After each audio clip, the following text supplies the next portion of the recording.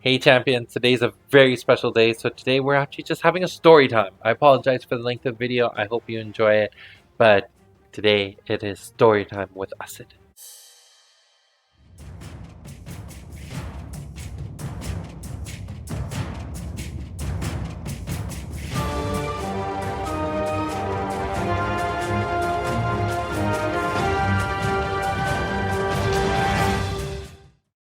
Hey champions, I hope you're having a wonderful day. It is Wednesday the 22nd, and today's kind of a special day, especially when it comes to the company history, because today actually marks the 4-year anniversary of me starting to work on this company full-time. Like quitting my full-time job, working in the tech industry, I was in the healthcare space, and then jumping into this full-time. So this was actually the very first day where I had to sit down and be like, I don't have another job to go to. All I have to do today is work on Genesis and work on Haunted Castle Gaming.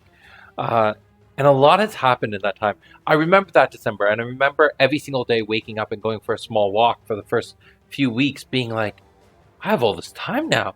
I don't have to go to an office. I don't have to work another full-time job. I can spend this time doing all this stuff for Genesis. And I'm like, what am I going to fill up all this time with? How am I going to find things to do?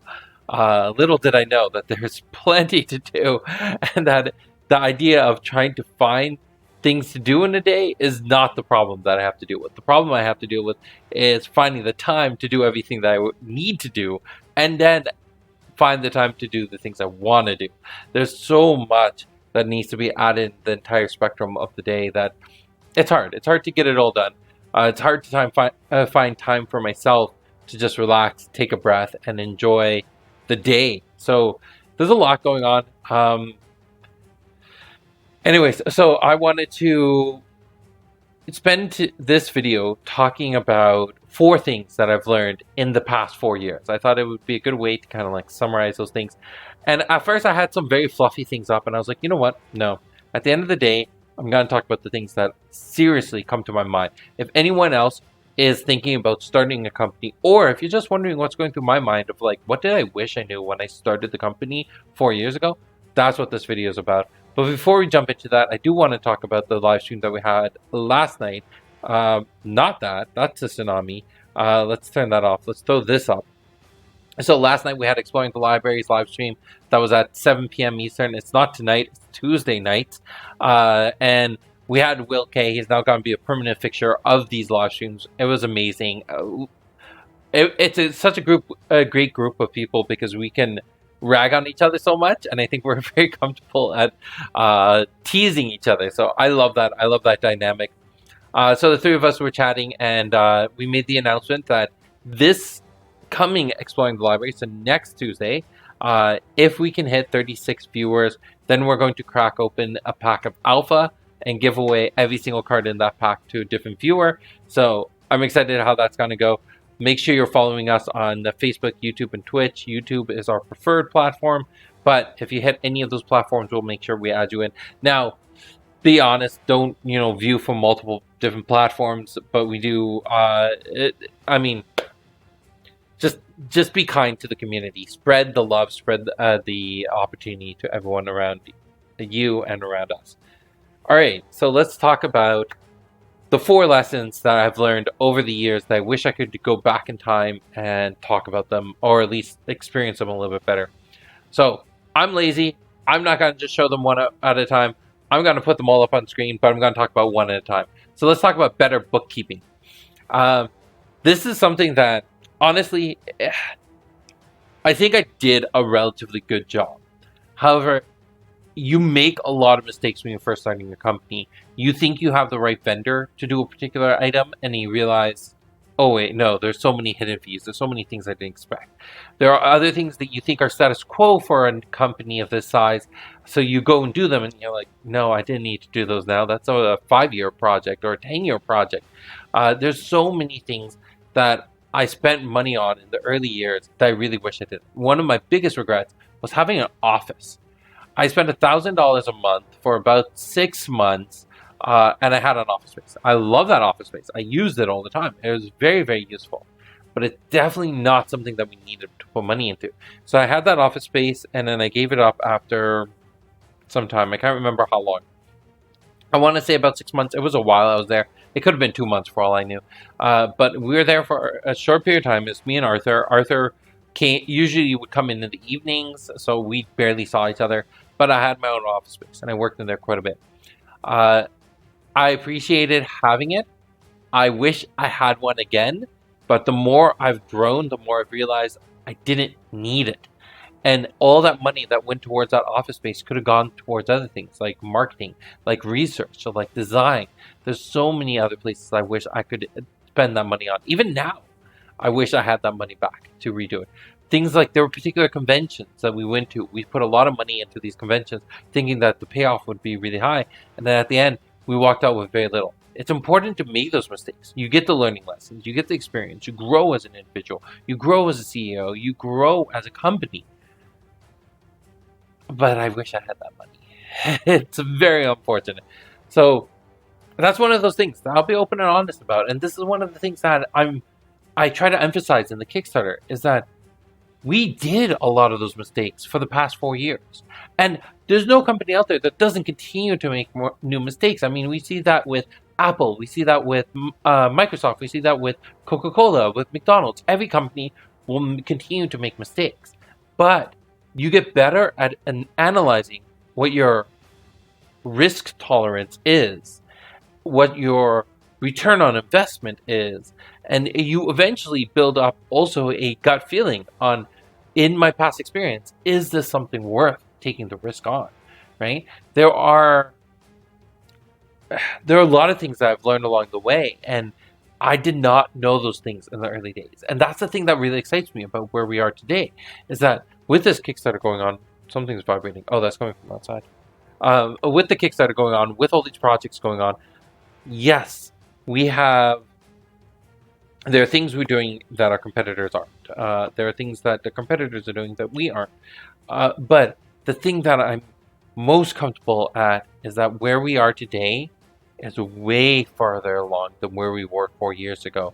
And having very not direct industry knowledge, and I was learning a lot as I grew, it definitely made it important to make those mistakes at the early days, especially when we didn't have money.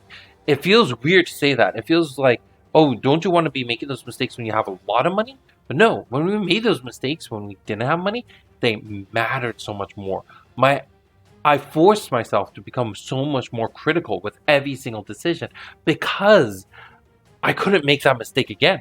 It's not that I didn't want to make the mistake again. No, I literally couldn't, or then the company would die. There were so many things that I had to learn that way. And having to always scrape by, tooth and nail, like struggle for everything that we had, it taught me the value of the things that we do have.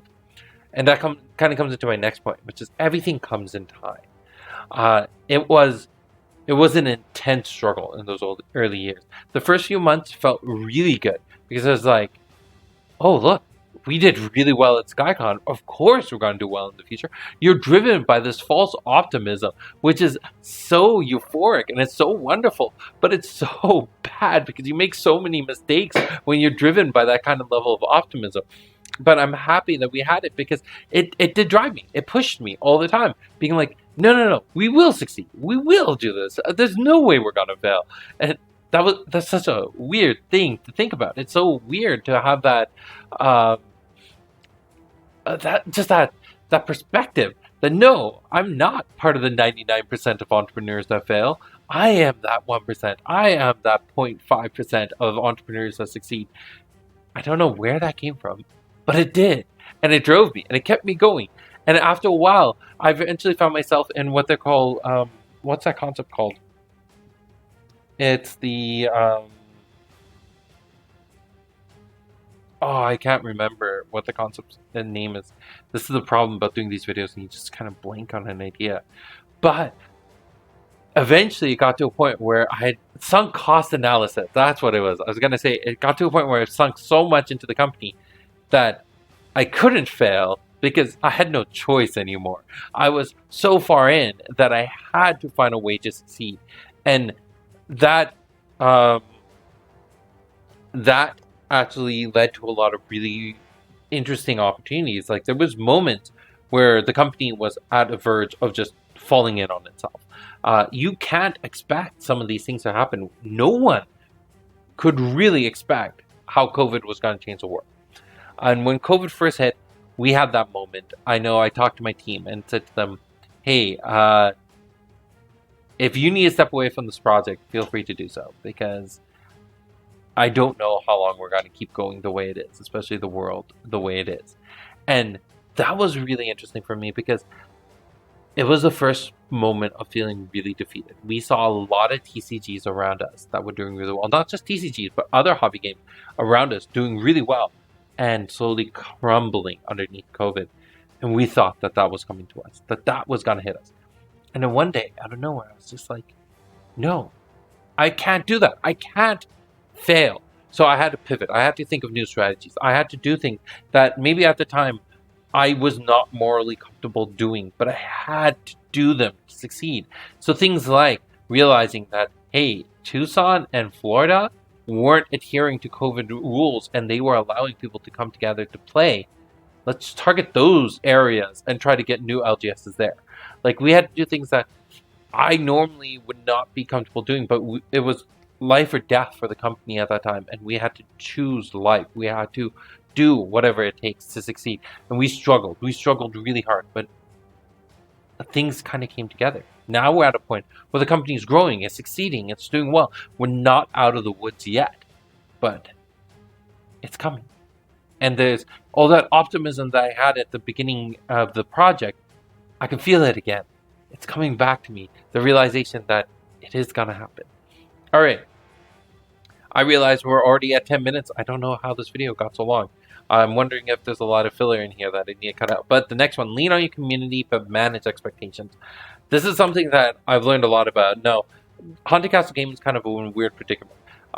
Outside of myself, there's no one who's directly hired by Haunted Castle Gaming. We have contractors. We have quite a few people, especially the artists, who are working on commission or working on contract to fulfill orders. But they're not. They have their own individual companies that are then subcontract or like worked through Haunted Castle Gaming. But no one is on Haunted Castle Gaming payroll as of right now, and that is hopefully going to change. Like, and that is one of my big goals for the next year, and I'm really excited that we're going to be able to push in that direction. But there have been so many people who have come onto this project as a volunteer, as a consultant, as a casual employee, whatever you want to call it. But not every person who's come in and worked on the project was healthy for the growth of the company. And I wish I had spent some time not jumping first when it came to bringing more people onto the project. Spending a little bit of time vetting those people, getting to know them, understanding how they act in both a formal and a casual setting. How are they able to deliver on projects? Do they meet expectations? Do they hit deadlines and guidelines? This is something that I think is very important, and it's going to be a good lesson learned as we grow as a company. But there were a lot of people that maybe I jumped a little bit too early.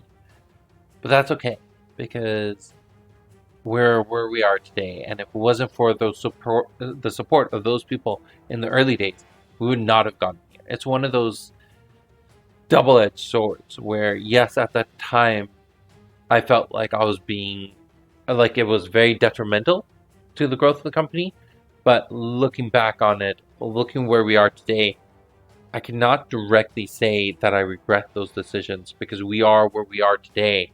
And I'm happy for that. I'm happy for where I am today. And then the last point, maintain better connections. You can see that there's kind of a theme going on here, which is, be grateful for what you've got, but just learn from those lessons. Connect with people. So maintain better connections.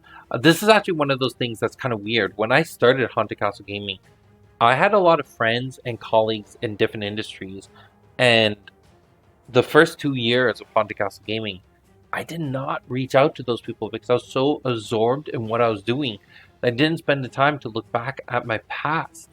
And now I'm there and trying to reconnect with a lot of these people. But I feel like the joy, the spark, the friendship that we had there isn't as strong as it once was. And I do my best to try to reconnect. There's actually some people who, from my childhood, I didn't talk to them for years, and then after starting the company, I found the time to reach out to them and connect with them. Some of them, the community has now met for the first time, and that's really, really awesome. But there are a lot of people who I wish I could go back and reconnect with. And I'm sure the door's open. They're such wonderful people. I'm sure the door's open. It's just now finding the opportunity to do that. And the world, the way it is, it does not seem like we're in that state where we can reconnect. But it's one of those things. If I were to go back, these were the 4 things that I wish I could give myself the forethought on. And for anyone who's out there thinking about starting your own business or studying your own TCT or doing anything in the lines of what I've done, the things that I would get you to consider are: what are your finances? What are your relationships? And be clear in your expectations of everything you do, and just be patient. Good things will come. And even, I remember, so this day is very special because this was the day I went back to visit Ahmad for the first time after starting my company. It was 4 years ago today, and I sat down with him, and I went to go visit him at his house, and the two of us were sitting there and chatting, and he said to me, "What is the worst case scenario here? What is the absolute worst case scenario about you starting your own company?" And like, I was terrified at that time. I had just left my job. I was so nervous. I was terrified that I made a big mistake. At this point, it was a go, no go, because I talked to my team lead before leaving the company, and she was like, "I am not allowing you to have a safety net here. If you're going to do this, you're going to do this." So it's not that they closed the door on my relationship with that company, but they did not want me to have a safety net to be like, "Oh, if this fails, I can come back and work for you." So basically, I was left out on my own, and I'm happy that they did that. I do. I am very, very appreciative, because if you have safety nets, you're not willing to make those mistakes. So Maud says to me, "What's the worst case scenario?"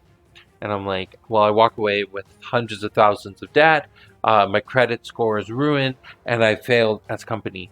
He's like, "No, the worst case scenario is all of those things, but then you also have the experience of starting your own company. Your resume is a lot stronger. You have the opportunity to go back to your old role with so much more experience on how a company functions, that you can recover from all that.